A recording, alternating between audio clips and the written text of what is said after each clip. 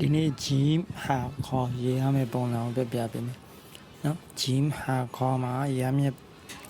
မယ့်ပုံစံအားလုံး၄ခုရှိတယ်တစ်လုံးနဲ့ရေးရတဲ့ပုံစံရှိမယ်အစမှာရေးရတဲ့ပုံစံရှိမယ်အလယ်မှာရေးရမယ့်ပုံစံရှိမယ်အဆုံးသတ်မှာရေးရမယ့်ပုံစံရှိမယ်ဟုတ်ပြီအစမှာရေးရမယ့်ပုံစံဒီဘယ်လိုရေးရမလဲဆိုအစမှာရေးတစ်လုံးနဲ့ရေးရမယ့်ပုံစံဘယ်လိုရေးရမလဲဆိုတော့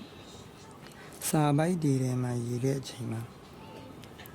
ဒီလိုမြင်းချောင်းရဲ့အဲ့လိုမျိုးမရေးရဘူးဥပမာအနေနဲ့ပြောမယ်ဆိုရင်ဘူရူပေါ့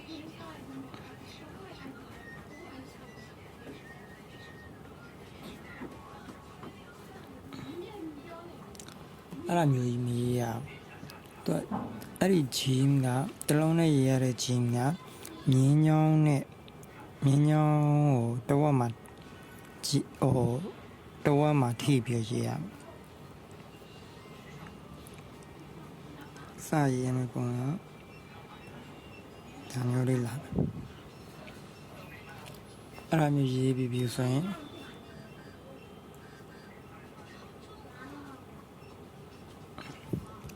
ဒါမျိုးလာမယ်ပြီးဆိုမှဒီပုံစံလေးလာမယ်ရမယ်အစင်ဒီဒါမျိုးတစ်စင်ပြီးရင်ဒီ y လေးကတစ်စင်ပြီးရင်ဒီကောင်လေးကတစ်စင်အဲ့မျိုးသုံးစင်ရေးရမယ်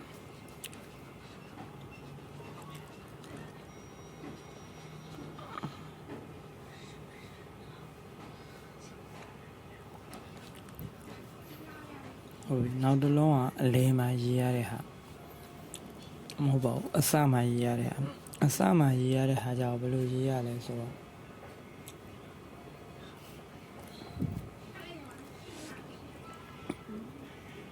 ဒါမျိုးလေးအရင်ရေးမယ်ဟုတ်ပြီပြီးဒါမျိုးလေးရေးရတယ်တော့ကျွန်တော်နှစ်ဆင်းနဲ့ဒါမျိုးတစ်ဆင်းလာမယ်ပြီးအောက်ကတစ်ဆင်းလာမယ်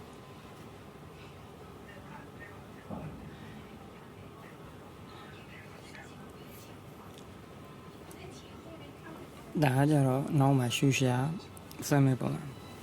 ဒီလိုအပေါ်တက်ပြီးတော့ရေးရမယ်အလစ်တို့ဘာလို့လဲဆက်ရမယ်ဆိုရင်လည်းဝိုင်းဝိုင်းလေးရေးပြရ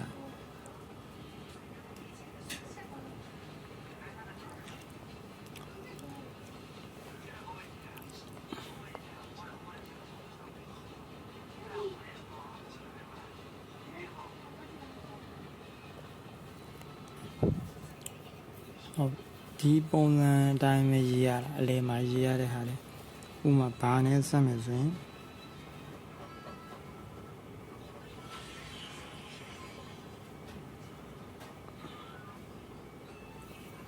ဒီပုံစံနဲ့တူတူပဲအစမှာရေးရတဲ့ဟာနဲ့အလဲမှာရေးရတဲ့ဟာနဲ့ကအတူတူပဲဒိုးရတော့ညာနဲ့ဥမာဒီလိုမျိုးစက်တာတွေပါလေရှိပါဒါလည်းဒီပုံစံပဲဒီကောင်ဖြတ်ကြည့်လိုက်ရင်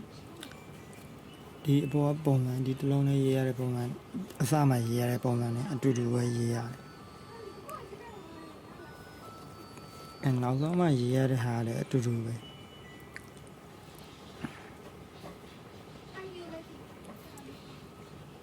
နောက်ဆုံးမှရေးရတဲ့ဟာချက်ဘာနဲ့တူလဲဆိုတော့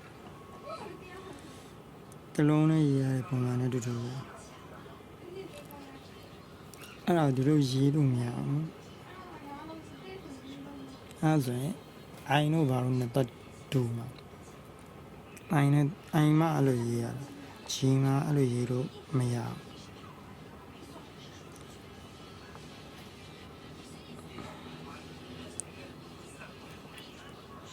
တကယ်လို့ဥပဒေအရာရေးလို့ဆိုနည်းနည်းလေးမြောက်ပြီးရေးရတယ်